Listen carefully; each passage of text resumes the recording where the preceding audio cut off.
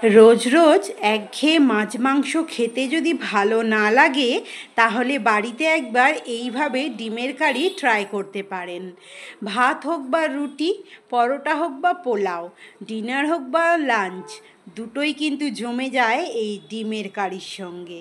প্রথমেই আমি 3টে ডিম আর কয়েক টুকরো আলু, ডুম করে কেটে রাখা আলু দিয়ে আমি নুন দিয়ে খুব ভালো করে সেদ্ধ করে নেব। ভালো লাগলে একটা লাইক করে দেবেন।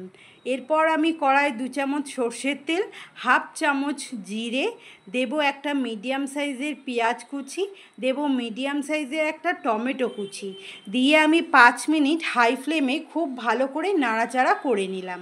দেব 1 মুঠো ধনে পাতা, দেব 1 মুঠো পুদিনা পাতা দিয়ে আমি আবারও হাই ফ্লেমে 5 থেকে 7 মিনিট ভালো করে নাড়াচাড়া করে ঠান্ডা করে নিয়ে আমি একটা মিক্সির বাটিতে দিয়ে অল্প দেব নুন আর দেব পাতিলেবুর রস। একটা মিডিয়াম সাইজের পাতিলেবু 4 ভাগের 1 ভাগ আমি ব্যবহার করেছি, দিয়ে আমি ঘন করে একটা পেস্ট তৈরি করে নিলাম।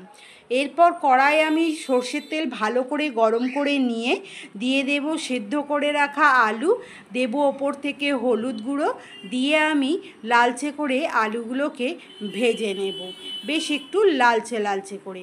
ওই তেলের মধ্যেই আমি ভেজে নেব সেদ্ধ করে রাখা ডিমগুলোকে ভেজে নিয়ে ওই তেলেই আমি দেব ফোড়নে নিয়েছি গোটা গরম মশলা, লবঙ্গ, দারচিনি, এলাচ, দিচ্ছি শুকনো লঙ্কা, তেজপাতা, দিচ্ছি মিডিয়াম সাইজের একটা পেঁয়াজ কুচানো দিয়ে আমি পেঁয়াজটাকে বেশ লালচে করে ভেজে নিলাম।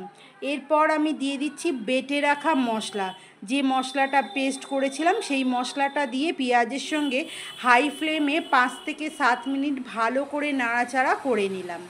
দেব আদা বাটা, দেব রসুন বাটা, দেব স্বাদ অনুসারে নুন, দিচ্ছি একটু হলুদ গুঁড়ো, দিচ্ছি ঝাল লঙ্কার গুঁড়ো, দিচ্ছি জিরে গুঁড়ো, দিচ্ছি ধনে গুঁড়ো আর দিচ্ছি চিনি। এবার অনেকেই প্রশ্ন করবে সব তরকারিতে চিনি কেন? মশলার খার ভাব কেটে যায় এই চিনি দিলে, আর মশলায় হয় বেশ দারুণ একটা রং, তাই দিয়ে দিয়েছি অল্প একটু চিনি দিয়ে মশলা কষিয়ে নিয়েছি। মশলা কষানোর পর যখন তেল ছেড়েছে তখন আমি ভেজে রাখা আলুগুলো দিয়ে আবারও 5 থেকে 7 মিনিট হাই ফ্লেমে কষিয়ে নিলাম আলুটাকে।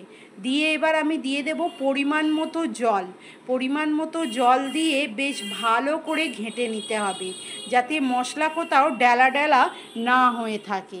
বেশ ভালো করে ঘেঁটে নিয়ে এটাকে হাই ফ্লেমে ফোটার জন্য ছেড়ে দিয়েছি।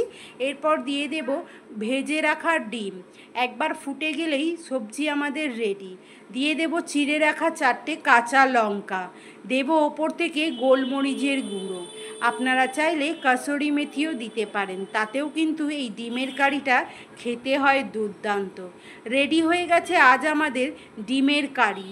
তো কেমন লাগলো বন্ধুরা জানাতে কিন্তু ভুলো না। আবারও দেখা হবে, টাটা।